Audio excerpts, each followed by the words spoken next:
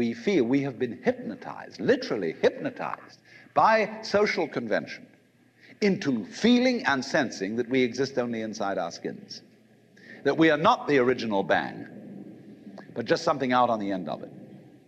And therefore we are scared stiff. Because my wave is going to disappear, and I'm going to die, and that would be awful. We've got a mythology going now, which, as Father Maskell put it, we're nothing but something that happens between the maternity ward and the crematorium. And that's it. And therefore everybody feels unhappy and miserable. You know, this is what people really believe today. You may go to church, you may say you believe in this, that, and the other, but you don't. Even Jehovah's Witnesses, who are the most fundamentalists, they're polite when they come round and knock at the door. But if you really believed in Christianity, you'd be screaming in the streets. But nobody does. You'd be taking full-page ads in the paper every day. You'd have the most terrifying television programs. The churches would be going out of their minds if they really believe what they teach, but they don't. They think they ought to believe what they teach. They believe they should believe, but they don't believe it, because what we really believe is the fully automatic model. And that is our basic, plausible common sense. I was discussing an alternative myth to the ceramic and fully automatic models of the universe. I'll call the dramatic myth. The idea that life as we experience it's a big act, and that behind this big act is the player. And the player, or the self, as it's called in Hindu philosophy, the Atman, is you. Only you are playing hide and seek, since that is the essential game that's going on. It's the game of games. It's the basis of all games, hide and seek. And so since you're playing hide and seek, you are deliberately, although you can't admit this, or won't admit it, you are deliberately forgetting who you really are, or what you really are, and the knowledge that your essential self is the foundation of the universe, the ground of being, as Tillich calls it, is something you have as what the Germans call a Hintergedanke. A Hintergedanke is a thought way, way, way in the back of your mind, way back here somewhere. Something that you know deep down, but can't admit. So, in a way then, in order to bring this to the front, in order to know that that is the case, you have to be kitted out of your game. You see, the problem is this. We identify in our experience a differentiation between what we do and what happens to us. We have a certain number of actions that we define as voluntary, and we feel in control of those. And then over against that, there is all those things that are involuntary. But the dividing line between these two is very arbitrary. Because, for example, when you move your hand, you feel that you decide whether to open it or to close it. But then ask yourself, how do you decide? When you decide to open your hand, do you first decide to decide? You don't, do you? You just decide, and how do you do that? And if you don't know how you do it, is it voluntary or involuntary? Let's consider breathing. You can feel that you breathe deliberately. You can control your breath. But when you don't think about it, it goes on. Is it voluntary or involuntary? And so we come to have a very arbitrary definition of self. That much of my activity which I feel I do. And that then doesn't include breathing most of the time. It doesn't include the heartbeats. It doesn't include the activity of the glands. It doesn't include digestion. It doesn't include how you shape your bones, circulate your blood. Do you or do you not do these things? Now, if you get with yourself and you find out that you are all of yourself, a very strange thing happens. You find that your body knows that you are one with the universe. In other words, that the so-called involuntary circulation of your blood is one continuous process with the stars shining. If you find out that it's you who circulates your blood, you will at the same moment find out that you are shining the sun. Because your physical tried to work towards a definition of omnipotence. Omnipotence is not knowing how everything is done, it's just doing it. You don't have to translate it into language. Look, supposing when you got up in the morning, you had to switch your brain on. And you had to think and do as a deliberate process, waking up all the circuits that you need for active life during the day. Why, you'd never get done. Because you have to do all those things at once. How can a centipede control 100 legs at once? Because it doesn't think about it. And so in the same way, you are unconsciously performing all the various activities of your organism. Only unconsciously isn't a good word, because it sounds sort of dead. Superconsciously would be better. Give it a plus rather than a minus. Because what a consciousness is simply a sort of specialized form of awareness. Aloha. With this video, I just wanted to break down just another observation that I've referenced in a few other videos, but kind of piece it all together with an analogy that makes a lot of sense to me, and I know a lot of other people are feeling and thinking the same way.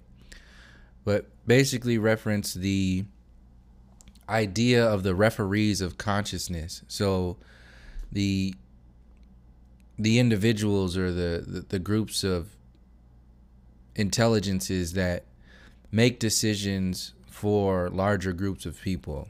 When I reference information in reference to flat earth or the politics or conspiracy theories or false flags or whatever it is, it's always going to boil down to power, control. To manipulate the consciousness is to manipulate the control of masses of people through psychological warfare. Through the psychological warfare, you can make people vote or choose to expand upon a physical warfare. For what? For illusions based upon illusions. From this moment right now, in all the other videos I've referenced this, what are the foundations that this system is built upon? Just looking at the so-called New World Order as if it's something that's coming about that hasn't already been. Look at it from the United States of America perspective. Where do you stand in reference to this government, this so-called power? Where do you stand in reference to that system not acknowledging the foundations of which it stands? Where are you standing in that? Are you going to say, well, I'm going to allow them to do whatever it is they're going to do as they continue to step on the throats of the Native Americans, the indigenous Americans, the indigenous people across the world? From a power perspective, where do you stand? What are you willing to do? What are you willing to speak about? Looking at the foundations of NASA in reference to colonization, Where where are the buildings of NASA built? How did the industrial age come to be? How did the so-called greatness of the United States come to be? On the backs of who did this system become what it is today? The blood, the sweat, and the tears. Has that been acknowledged? Is it going to be acknowledged? And where do you fit in that entire system? Because the referees of consciousness of today don't give one shit about that perspective. They have more than doubled down and have moved into pretty much punking you and saying, look, your only option is to vote for another slave master. There's no way in hell we're going to acknowledge anything that you're talking about. We own you. We own your revolutions. We own your movements. We own your history. We own your future. We own your time. We own your kids. Literally. We own your food. We own your water. We own your human resources. We own the way you have relationships. We own the ability for you to be joined in a spiritual union with another person. We own you in every way. Shut your damn mouth, go to the voting booth, and think you have a choice in the matter of this system. When they pull these false flags and they tell whatever stories they want to, they put their actors out in front of you. Stephen Colbert, I just watched this video where he's talking about gun violence makes us feel powerless, but we're not. What do you think he's talking about when he's talking about but we're not? You don't even have to watch the video. You know he's talking about gun control. You know he's talking about voting. But if you do watch the video, you can look at his face right now. What is that face telling you? That sad face of concern. Of, you know, we should actually do something. These are actors. When you understand that they are actors and they are talking about the lives of people, whether you believe these false flags actually took people out or not, it doesn't matter.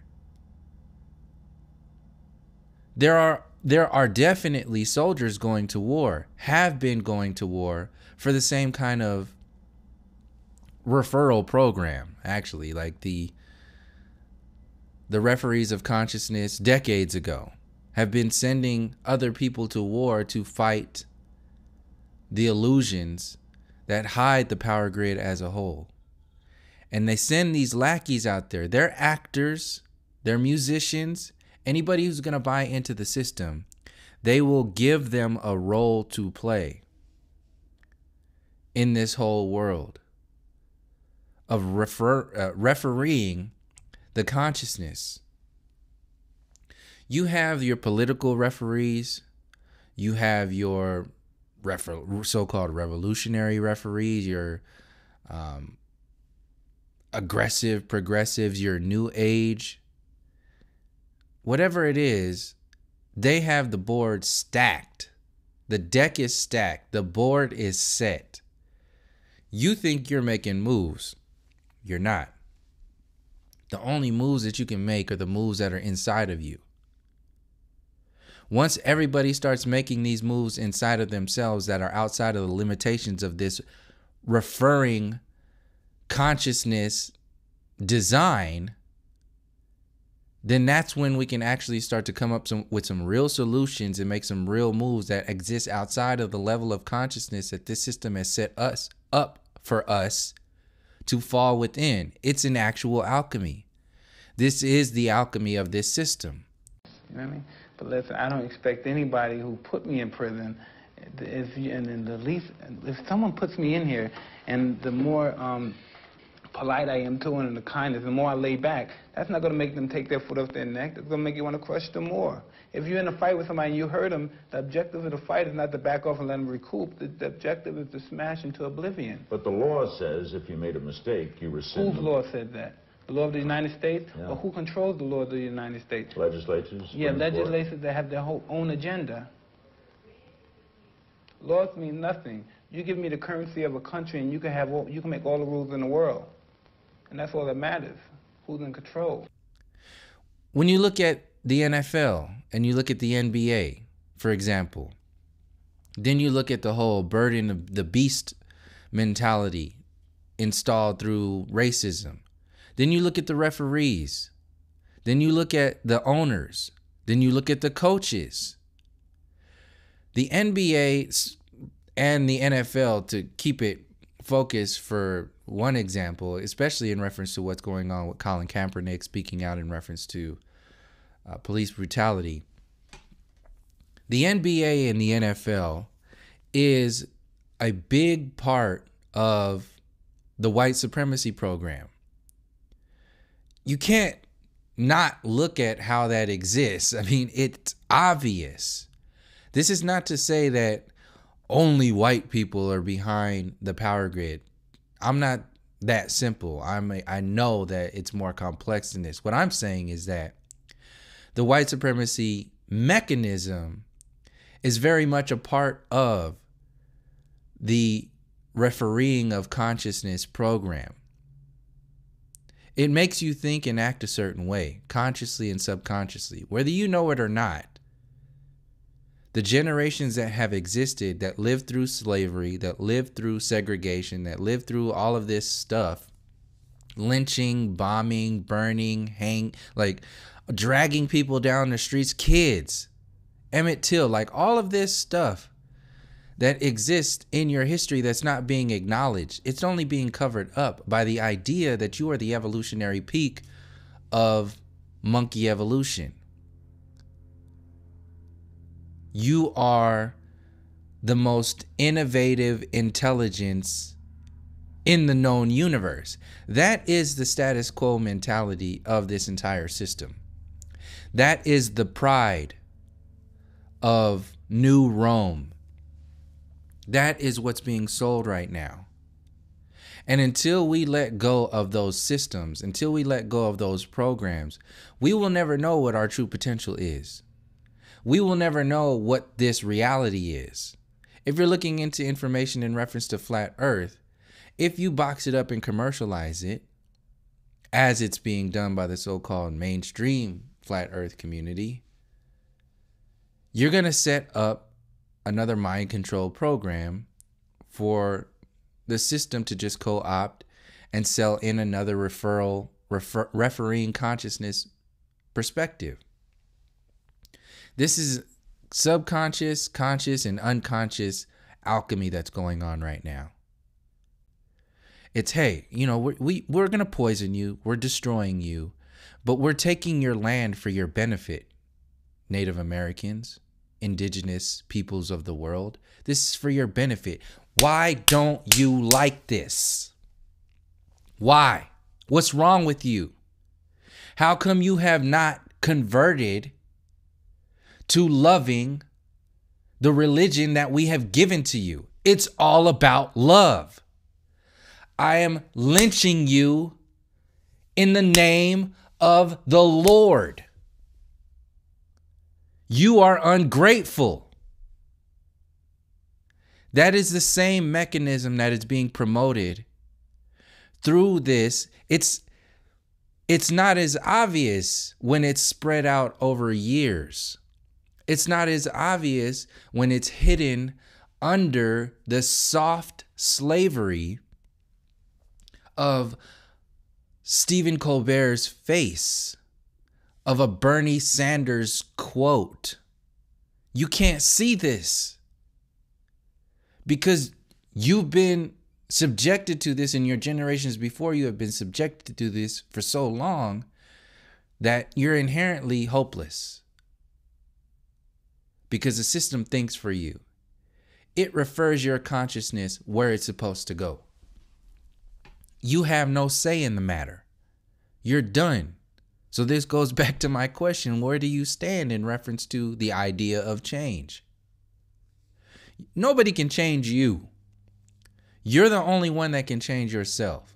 So if that's true for everybody else in reference to change on a massive scale, then you can see that it is the individual's responsibility as a reflection of the collective responsibility to actually make some change. And the work that you're doing and not doing has a direct effect on the so-called change that we are looking for in reference to this slave program. People in the New Age community, in the Flat Earth community, in the Black Conscious community, conspiracy theory community, all these people talk about change. But there's a difference between talking about change and being about change from the inside out. Anybody can talk about change. Take Alex Jones, for example. He can blabber on about change. He has been blabbering on for change for a couple decades now. Probably a few decades now. But when you listen to him talk about this idea that the forefathers were destined, they had a destiny. George Washington, he's the village burner. He ordered his army, Continental Congress Army, to go and kill every Indian that has a village up and along the Missouri or the Mohawk River, and in the state of New York in this area. Any native, and you put a bounty out on them, and you give them, the males the bigger bounty, and if you get them, bring the skins here. And we go on and on and on. Jefferson also called hunt them down like the wolf. He excluded Native people as he was writing and stealing the words from the Iroquois people. Teddy Roosevelt nationalized over 52 million acres to make national parks, and he took those away from reservations in the early part of the 1900s. Something that belongs to the people, and Trump said that. This revolution is about you. You are what empowers it. You are the future, and we're going to get out of your way and let you have your destiny, have your dreams. And we understand America's special in that destiny, and that as America goes, the rest of the world goes. Washington envisioned all of this in his farewell address. He saw this in Providence, in a vision, and now it's all come true. The enemy knew that, so that's why they always invoke the occult. Don't talk about God or Christ. Don't talk about Providence. Don't say, America's great and all this stuff, to demoralize us not to have this birthright, this birthright, this birthright, this birthright. Expansion westward seemed perfectly natural to a lot of Americans in the mid-1800s. Like the Puritans before them, who had hoped to build a, quote, shining city upon a hill, pioneers believed that America had a divine or religious obligation or duty to stretch the boundaries of their country all the way to the Pacific Ocean. Independence had been won during the Revolutionary War, and then sort of reaffirmed during the War of 1812. And there was a spirit of nationalism that swept throughout the nation during the next couple decades, that sort of demanded that there be more territory taken. They wanted to grow the country. So lots of settlers believed that God himself specifically blessed America and the growth of the country. Native Americans were considered savages or heathens, and a lot of Americans thought they should Christianize the tribes. American missionaries believed that they could save the souls of Native Americans, and they tried to do that. At the heart of Manifest Destiny was this belief in American cultural and racial superiority. Native Americans were perceived as inferior. Whites tried to, quote, civilize them. And that had been going on for a long time. Hispanics who had been living in Texas and out in California were also seen as backwards.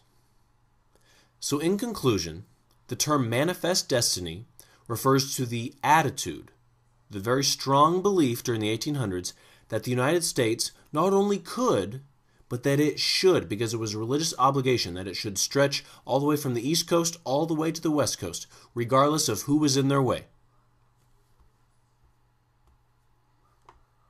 The birthright of what? Destruction, carried out by destruction, fire, destructive alchemy.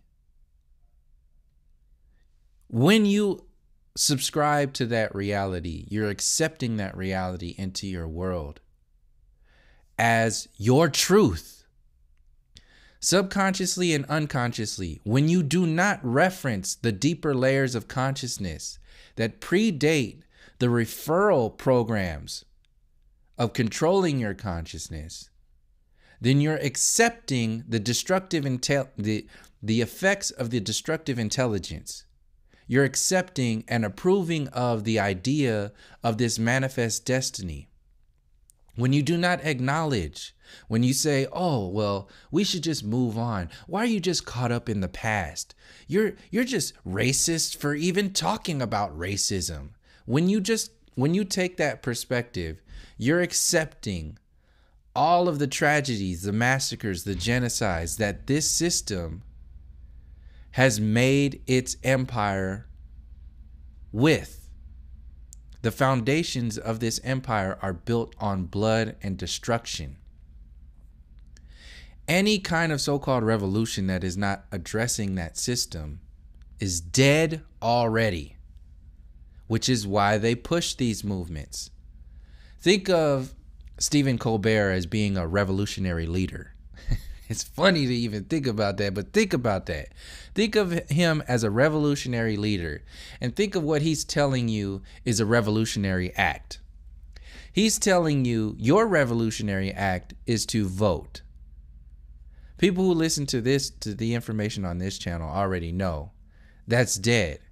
Now take that same mentality and expand it to Alex Jones, TYT, Bernie Sanders, even the Black conscious community, even the Flat Earth community, and especially the New Age community.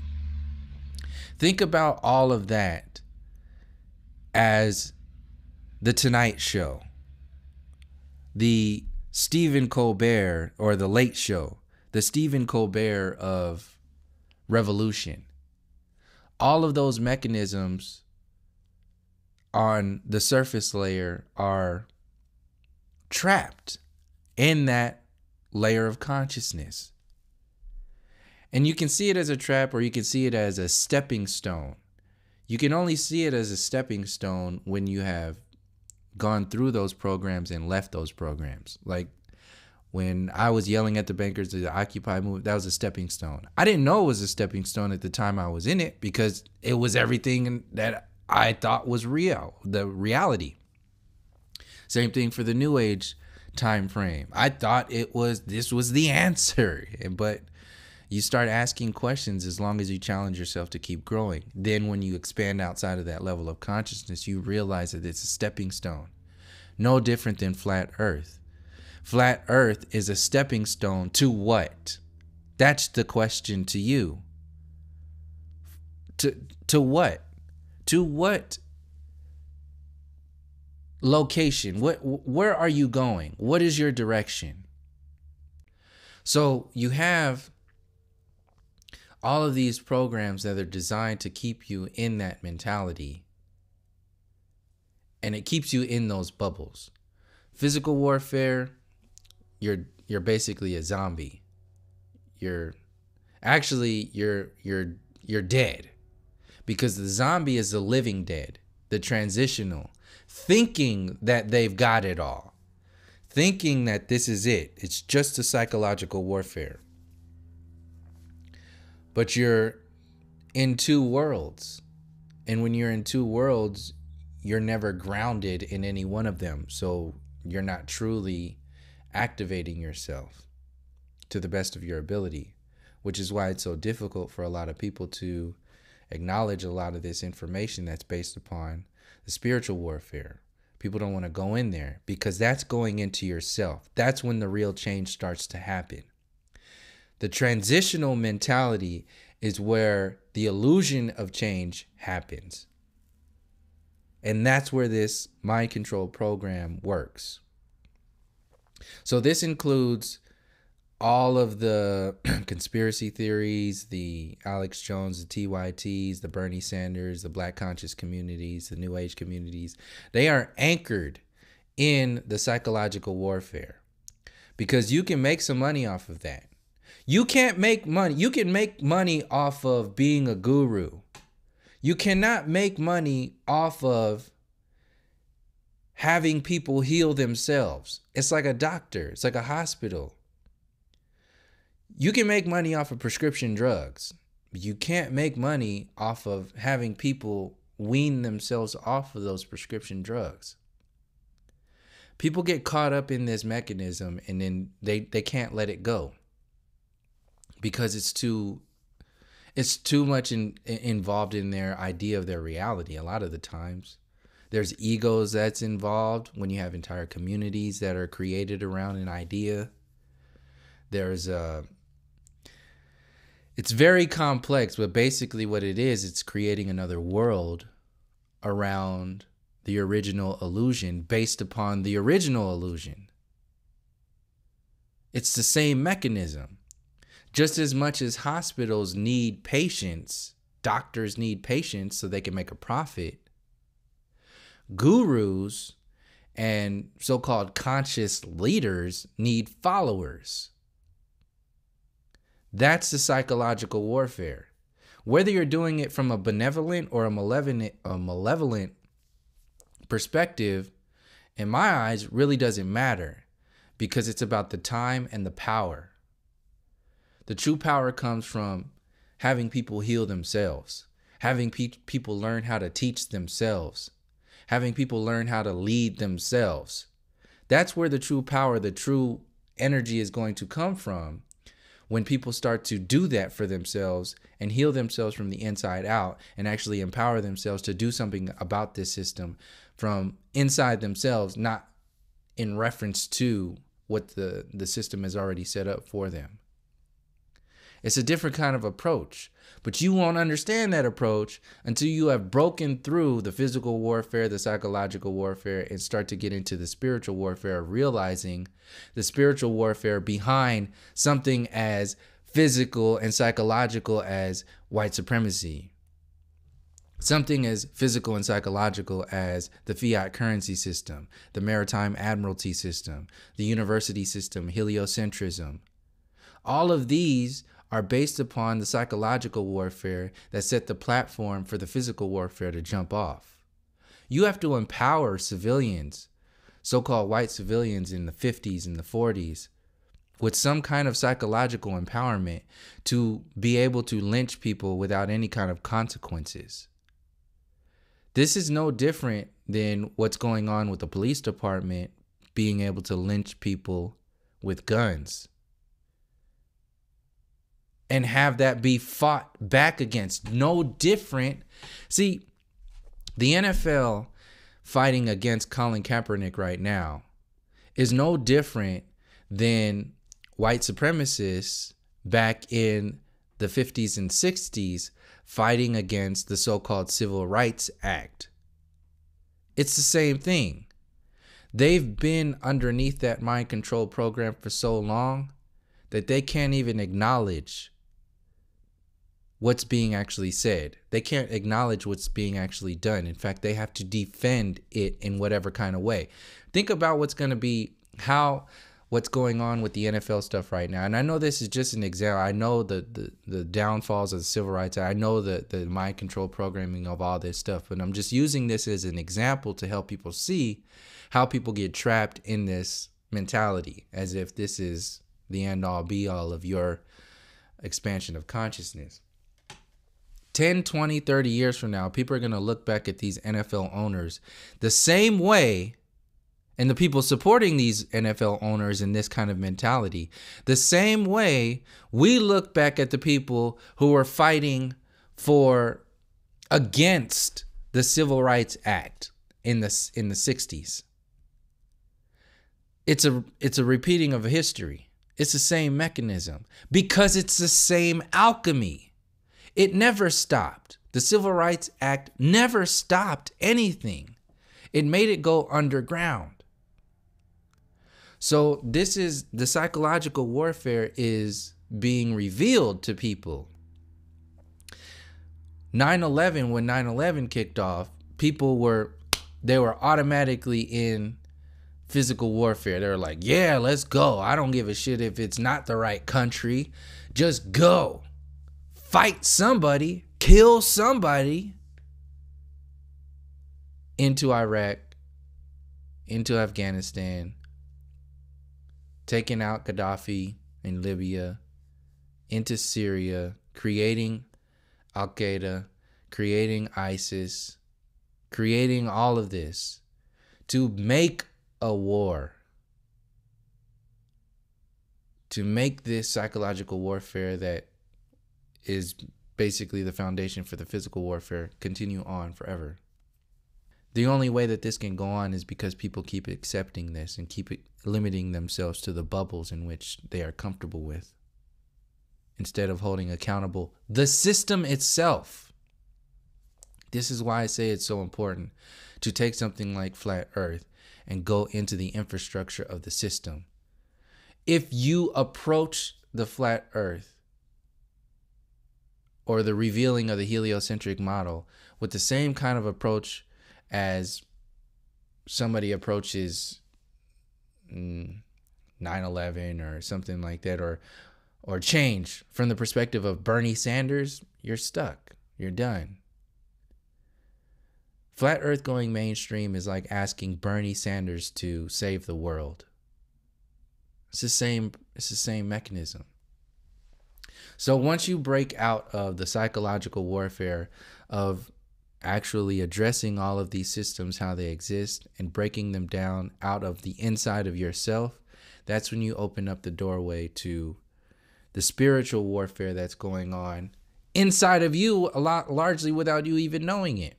Because if you're subjected to the psychological and physical warfare, it's because you are unconsciously, subconsciously at best, subjected to the spiritual warfare and don't even know it.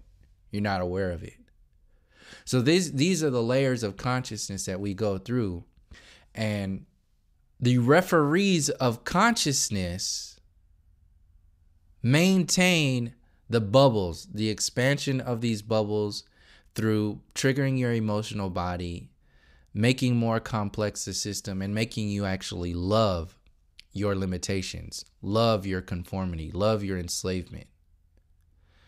And by maintaining systems like white supremacy and the fiat currency system and all these other programs that exist out there, this idea of manifest destiny, that's why I said Alex Jones ain't shit. People are still on his nuts day by day.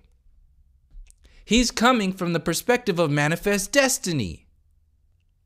No different than Colbert telling you that we need to make real change based upon voting. Which layer of enslavement are you willing to choose? Because if you limit yourself to that, that's what you're asking. That's what you're actually asking yourself. And this idea of the New World Order is being set up as a TV show to take your attention away from the New World Order already being enacted back in 1492 when Christopher Columbus said, "This is the New World. We will use this as our headquarters for the New World Order." The United States of America is the headquarters for the New World Order. And it started in 1492. So the so-called benevolent side, which is just a softer side of the malevolent intent of this New World Order, is the New Age community. Just as Stephen Colbert softens up your enslavement, the New Age community softens up your idea of enlightened enslavement by telling you to focus on all of this stuff as if the other stuff doesn't exist. That's the intent. Focus on this. Focus on the Pleiadians. Focus on, the way the system is projected to you by ancient aliens and channelers and all this other stuff. And create a prescription drug for dealing with the information that exists outside of this mentality. So, to another complex version of locking you into those mentalities is something like the movie Valerian that came out, and a lot of these other movies, even like the Marvel universe, Star Trek's universe, the Star Wars universe. All of these universes are designed to maintain your dystopian mentality, subconsciously and unconsciously, and consciously actually, that validates the way the world is today. The sickness and the disease, the fiat currency system, all of it. You're even, especially into your heliocentric mind control programming.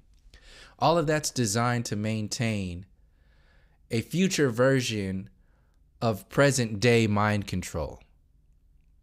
So when you see the movie Valerian and you see a flea market, basically, that a futuristic alien version of a marketplace, a flea marketplace, still using money and still using that, you're limiting yourself. It's like horizontal consciousness. It's not expanding. It's linear. It's a linear idea based upon a linear timeline. But since they have built a circular or a spherical universe or an infinite universe around your linear interpretations of reality, you think the world is okay the way it is now, although it's got some bad things. It's going to change because, the aliens are out there doing the same things. They're going through the same things we're going through. In a linear horizontal timeline that is based upon illusion and control, yes, that universe exists because they created it through your level of consciousness. You accept it. So if this continual referring consciousness program, if this continues, then that will be your future. And if that's your future, then you're dead right now. Because you're not alive in the future. You're not alive right now because you're living in an illusion. This is that middle ground that I was talking about, the living dead. The New Age community it's kind of like the spiritual living dead. They are the enlightened living dead that have created these relationships with basically disembodied entities that exist inside a fictional universe. A heliocentric universe is a fictional universe. A heliocentric universe is a fictional universe. The New Age community, your Star Wars universe, your Marvel universe, your Star Trek universe, every universe that's based upon the heliocentric mechanism, including the mainstream universe, is a fictional universe. And every single mind control program that stems out of that fictional universe will only get more powerful as it locks itself into your belief systems, into your consciousness. It will only get more powerful through the way you accept it into your reality. That's how this alchemy works. So when you see a marketplace that's of people still carrying around guns, still basically has an FBI and a CIA in the fucking stars, still has this whole, still based upon materialism. They're still buying shit like some mind controlled mummies, some dumbass, like empty. That is to make you be okay with the reality as it exists today. You accept your enslavement based upon the mind controls that they put out there. And the way they lock it into your reality is to pull your heartstrings by installing stories that reflect what's going on today as if things are changing. So in reference to this, spoiler alert for the movie Valerian, they reference the indigenous storyline from a perspective of the heliocentric universe, like a Marvel universe and so on and so forth. That's how they pull your strings. That's the essence of that movie, which locks it into your belief system. It's a very complex alchemy that exists in every single movie. No different than the Jason Bourne movie, where they tell you, oh yeah, well there's good FBI people in there and, you know, there's bad people who run the world and the good guys are always going to win. Well, it's a little more complex than that. When the manifestation starts, it's as good as possible. Everything is just glorious. Because you know well that if you were dreaming anything you wanted to dream, you would start out by having the most luscious dreams imaginable. Now, when we get, you see, to the Treta Yuga, something is a little bit wrong. Krita is 4 square. Everything's perfect, like the symbol of the square is an ancient symbol of perfection. Treta is the triangle. Something's missing. There's a little bit of uncertainty, and danger now enters. By the time we get to Dvapara, the forces of light and darkness are equal. Duality, the pair. But when we get to Kali, the force of darkness overcomes. But now you see what happens is, if you take 1/3 of the Treta Yuga as being on the bad side, half of the Dvapara Yuga as being on the bad side, and all of the Kali Yuga, and you add those figures up, you will get the bad side occupying only 1/3 of the total time. So what's going on here? It is not quite a situation, you see, it is not a view of the cosmos in which good and evil are so evenly balanced that nothing happens.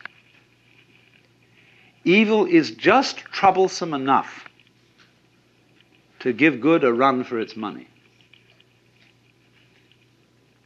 It's as the game that is being played here is playing order against chaos. But you've got to have some chaos in order to play the game of order against it. But if order wins, there's no further game. If chaos wins, there's no further game. If they're equally balanced, it's a stalemate. So what happens is this: chaos is always losing, but is never defeated. It's the good loser. And that is a game that is worth the candle. Let's take playing chess.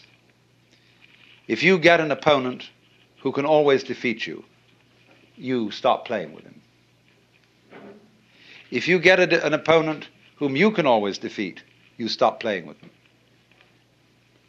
But so long as there is a certain uncertainty of outcome, and you win some of the time, then it's a good game. And this is simply a number symbolism, as I said again, not to be taken literally, of the way this thing works. So, yeah, I think I'm just going to end it on that note. After Alan Watts broke it down in that way,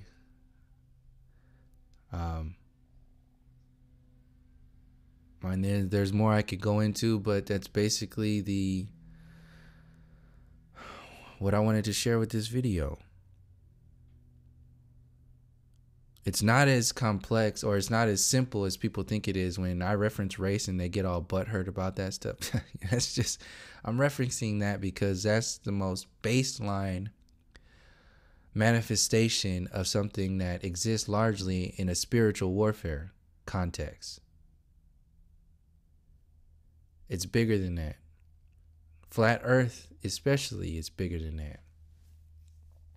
But if we approach it from this basic level of consciousness, you're going to get what you ask for.